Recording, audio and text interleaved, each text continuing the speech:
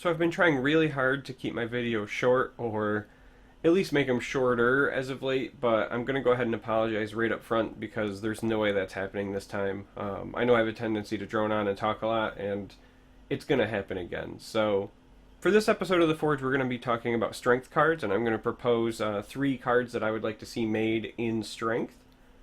But the reason we're talking about strength cards is in large part because another content creator within the community, Justin Larson, who is fantastic, by the way, if you're not familiar with him, he recently made a video that was discussing strength and some cards that he would like to see, and it kind of spurred me to think about where strength is in terms of its identity as an attribute and how we could further expand upon that. So strength gets kind of a bad rap as not feeling unique, even though I don't think that's the case. I actually think strength's identity is pretty clear. I think strength also gets kind of a bad rap as being underpowered, and I don't necessarily think that is the case. In fact, some of the best decks do run strength. I think there's nobody who would argue that Burn and Pillage isn't strong. Witherhand Cultist is certainly a card that kind of dictates an entire deck archetype. So strength has its merits, but I think some people just don't immediately see what its identity is. And there are some reasons for that, but we'll talk about that in a minute. So before we get to the strength identity, I think it's important to understand that each attribute in Legends does actually have an identity that kind of overarches throughout the cards and the design process. So agility. Agility is a flexible attribute. So it also covers things like being sneaky and assassination, right? So that's represented through cover mechanics, lane switching, lethal, but because it's also meant to be agile, right? Adaptable, like agility is literally agile. It does a lot of things pretty well, which is why I think a lot of people feel like it's a little overpowered. It causes a lot of complaints, and rightfully so. I'm not saying that agility won't need some sort of tweaking or balancing, and in all honesty, it's probably the hardest one to balance because it's meant to be agile and adaptable, but it's because that it feels like it could go in every deck that I actually think that it's doing its job in terms of meeting its identity. It's supposed to be agile. It should feel like it should fit anywhere. So I think that's kind of agility's identity.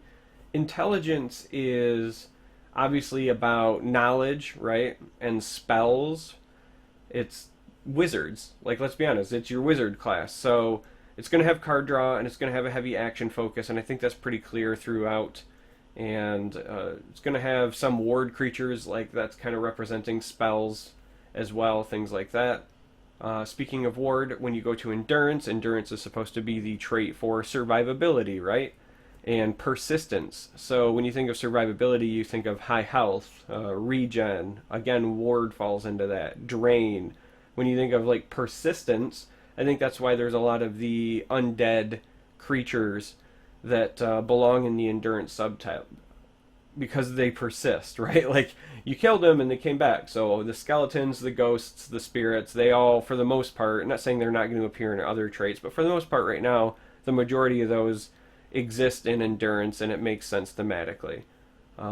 Willpower. So willpower is all about power and discipline, which is not to be confused with strength when we talk about that. So the way that willpower manifests in my mind is through, so when you think about discipline, military-based themes, military-based actions, I think that's why tokens are present in willpower, right? Because you're building an army, and you're just going to be more disciplined and have better willpower than your opponent, hence the army.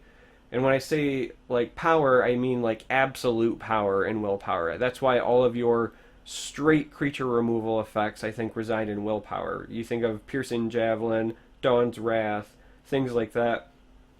They just take out a creature. There's no, it has to be hurt. There's no finish off effects. It doesn't do it through damage. It's just, I smite a guy, right? And that's the power that's in willpower. And then there's strength, right? So to me, strength is about raw power in many ways, and I decided that the best way to describe the way strength is manifested in Legends is through 3 phrases. So when I think of strength, I think of 3 things, right? I think of, you can't stop me, you can't do that, Or another way of phrasing that one might be, I'm imposing my will on you, and I benefit from damage, right? So when you think about those three phrases, okay, how are those represented in cards and in card design, right? You can't stop me. Breakthrough. So strength has a lot of breakthrough creatures. It's got ways that it just goes around things. So think of Fiery Imp or Reeve Blademaster. Sure, you can throw up a guard, but they're still going to force some damage through. Similarly, ping effects, right? There's a lot of ping effects that are in strength, and to me, that's just more of the you can't stop me, right? You can put a guy in the way, I still going to have some source of direct damage. And then things like charge, again, you can't stop me, you can't slow me down. Intimidate, oh, you played guys with guard, that's great, no you didn't. Even Blood Dragon. Blood Dragon's probably the perfect embodiment in my mind of like a strength card, right? I play it, it's got raw power and big stats, and you can't stop me. I'm going to go where I want and do what I want. So think about the second phrase, right? Either you can't do that or I'm imposing my will. So to me, these are cards like Withered Hand Cultist. That's me imposing my will on you, saying, no, you can't do that. You wanted to play actions? Sorry.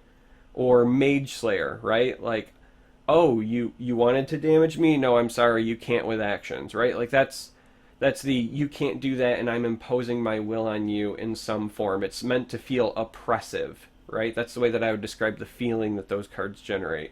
And then the last one is I benefit from damage. And I worded it that way because it kind of goes both ways with strength, right? Strength benefits when you take damage or when your creatures take damage. So think of Afflicted Elite or Gladiator Arena. You're damaging your opponent, but you're also damaging yourself in hopes of triggering your own runes or getting some other benefit. Fearless Northlander, right? He's like a Berserker type effect. He takes damage, he gets stronger, right? He benefits from damage. And then obviously Relentless Raider, Burn and Pillage, those staples, they benefit from when you do damage to your opponent, right? So to me, those are the three like key cornerstones of strength as an attribute and having strength as an identity in cards. So why does strength sometimes feel not as, I guess, unique or, fun, or I don't know, there's a lot of ways you could describe it, but why does strength basically just not feel as unique as some of the other attributes? Well, to me, I honestly think it's because strength had some cards stolen from it, and I don't know if it was for balance reasons or design reasons or both, but there are a lot of cards, in my opinion, that exist in the other attributes that very much feel like they belong in strength. Maybe the easiest example, right, is Young Mammoth. It's got big raw power stats and it has breakthrough, right? It fits the you can't stop me mold. Why that card is in endurance and not in strength kind of blows my mind. And I would say the same thing for its older brother, the Stampeding Mammoth. These feel very much like strength cards to me. If I saw them in strength, I would go, yeah, makes sense. It's not even like mammoths are an art type in endurance. They're not, other than maybe a Harsh Winter, they're not really persevering anything or enduring anything. They're just big, powerful, strong beasts. So, in my opinion, they should be strength cards. Camlorn Hero is another one. So, Camlorn Hero is got high attack value, right? Raw power in terms of attack, and does direct damage, right? To me, that fits the like you can't stop me and the raw power parts of strength. Similarly, Hive Warrior falls into that mold. So Hive Warrior, high attack, has breakthrough. It's a 6/3 breakthrough for 4. Feels like that should be a strength card. Now, both of those cards, I suspect, are in their respective attributes because of the level up system, right? Both of those cards you are presented with as a choice. You have a base card that exists, and then when you get to upgrade it as you level up as a new player, you can choose to, say, for example, make the one be Hive Defender or Hive Warrior. Same thing with the Camlorns. I don't know why they had to be in the same attribute, though. Like, to me, you're just upgrading and you're making a choice, but it should still be fine to change attributes at that point. I feel like by saying, okay, it has to be the same attribute, they limited design space, because those cards, again, feel very much like strength cards. Like, if I saw either of those in strength, I would go, makes sense, no problem. So, and then the last one, I mean, might surprise some of you, but to me, Tazcad really feels like a strength card. It has charge, it has breakthrough, it's got that, like, raw power. Again, if you think of the phrase, you can't stop me, I'm coming at your face, I'm going over your guards, and oh, by the way, you killed me, I'm leaving a dude behind. That just, to me, reeks of like raw power, you can't stop me, I'm gonna run you over at all costs. So, again, maybe they would have had to rename it if they wanted to save Tazcad to be, something else that stayed in agility in terms of like lore or flavor. I don't care. Like, make it be a giant Nord, make it be a mammoth, right? Like, Tazcad could have just been some unique mammoth and then left behind a 4/4 mammoth or whatever. Like, I don't know, but when you look at its stat line and what it does, that one feels like a strength card. To me, I think that's why strength sometimes feels like it doesn't have an identity. And it's not because strength doesn't. I think that it's a very clear strength does, and you can see it in the design of a lot of its cards, but so many other attributes kind of infringe on its space. So I think that's why strength gets the bad rap. So the next step is, how do we add to it, right? How do we expand upon what I view as the identity of strength? That was kind of the root of what Justin Larson's video was, and I would like to follow in that train. So I came up with 3 cards that I felt met those requirements, or at least fell into those phrases and into that identity that I've outlined for strength. Alright, so the first one is Berserker's Blessing. We're going to go with a legend right out of the gate. This is 4 Magicka for an ongoing support. This is one that benefits from that I benefit from damage phrase, right? The way that this one reads is that friendly creatures get +1/+0 for each friendly destroyed rune. So as you take damage, right, you get an ongoing buff that would pump up the attack power of your creatures, essentially. Think of it as turning your entire squad into berserkers. Oh, I've taken damage, I've taken more damage, I'm going to get more angry and more angry. I kind of like the design because it gives you yet more initiative or more reason to damage yourself, and I think that's a very interesting mechanic that should be explored further in strength.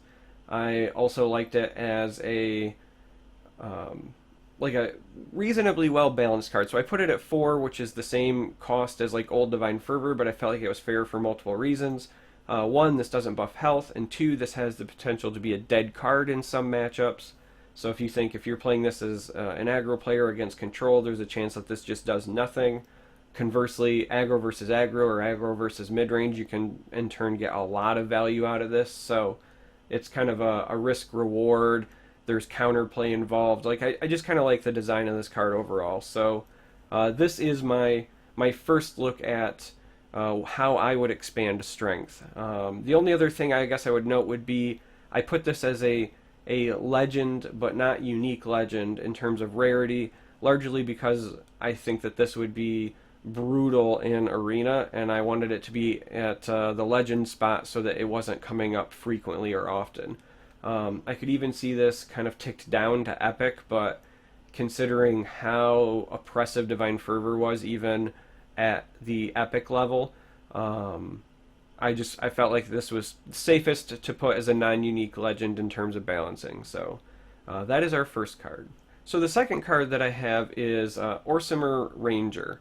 So this one is 4 Magicka for a 3/3 orc, and when this creature damages enemy creatures, it does that much damage to the opponent.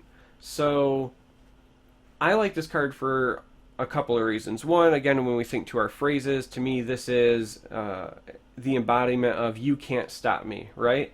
In a way, this is like breakthrough, but kind of like in a unique kind of fun on steroids version. You're going to hit something and then you're going to get to do full damage to whatever opponent is on the other side. Now there's potential drawbacks, right? Obviously you want to play this in an aggressive deck, because if you are playing it in something where you may or may not want to break runes, you're not left with a whole lot of options. In fact, that could be an element of counterplay, because the way I've worded this, this damage would trigger if your opponent attacks into this creature as well. So if you play it and they want to get rid of it proactively and they swing in with a creature to trade, they're still going to take 3 damage. So in some ways, if you don't want to give your opponent a rune, this guy could also be a burden, but 9 times out of 10, I imagine people wouldn't play it this way. So I put him as a 3/3 at a cost of 4, because for 4 Magicka, those stats aren't that great, but given his ability, I feel like that's more than fair. I wanted him to still be killable with Crushing Blow, which again I think is fair given just kind of the power level of what his ability could be. Him feasting on smaller creatures to take easy trades and still damage the opponent feels really strong. Obviously, he gets very strong with weapons, things like that. So, again, kind of a cool, interesting, you can't stop me, I'm going to force my damage through kind of card. I placed this one at the epic level because, again, he feels very strong. He's the sort of thing that would be, I think, oppressive in Arena if he was at a lower rarity level. So epic just felt correct. And this was my crack at the kind of you can't stop me card. So we've covered you can't stop me, and we've covered I benefit from damage. So let's take a look at our last card, which is going to fall under the I impose my will on you, or the you can't do that card. So the fun you can't do that card that I came up with is what I'm calling Hold Guard, and he is 2 Magicka for a 1/4, Nord, if that matters. And actions that can target this creature must target this creature. Now, I really like this design for a couple of reasons. First, it's, again, kind of falling into that you want to do something, but you can't, right? Like, I'm imposing my will on you, or I'm dictating what you're going to do. And it's kind of doing it in a fun and cheeky and unique way. But the other reason I like this card, this one is probably my favorite of the 3, is this is a card that fills a role that I think a lot of people are looking for. So very, very often I see on Reddit forums or here in Twitch chat when I'm streaming or things like that, people will talk about the need or the desire for something to counter prophecy, if you will, right? A lot of what's suggested are make prophecies have a cost, make cards that just say prophecies can't trigger, which every time I hear that just makes me personally kind of cringe. I think that anything that just outright shuts down an entire mechanic while it's on the board feels too oppressive. But something like this, in my opinion, is pretty interesting or cheeky in that it can be used to counter prophecy, right? So, you got a big dude, you're getting ready to crack a rune, you're ready to swing, and you're afraid that you might hit a javelin. Well, you plop down your Hold Guard, and now you can swing away, because if they pop a javelin, it has to target the guard. That lightning bolt your opponent wanted to play has to target the guard. That's one of the reasons I actually put him as a 1/4, because that means that he is kind of like a hard counter, but not really, to fire bolts and crushing blows, especially if you play him in the shadow lane, because then they have to wait to respond to him. But he also can still die, right? To creature trading, so he kind of paints a target on his back. In a way, he almost has guard without having guard, because usually your opponent is going to want to get rid of this guy very, very quickly because he's going to be a nuisance. So I really like the design of this card. I think that it tackles a lot of different things, and that you can use him in some clutch scenarios where you might fear prophecy, or even just fear hard casting, right? If you are afraid that something is about to be javelined but from hand, or even Edict of Azura, or all of those things, right? Playing this guy has the potential to serve as a counter of sorts, right? So this game doesn't have instants like Magic the Gathering. There are no counter spells, but if you are anticipating your opponent's action and then you can respond, I think that makes for interesting, deep, and dynamic gameplay, and that's what this card does in my mind. So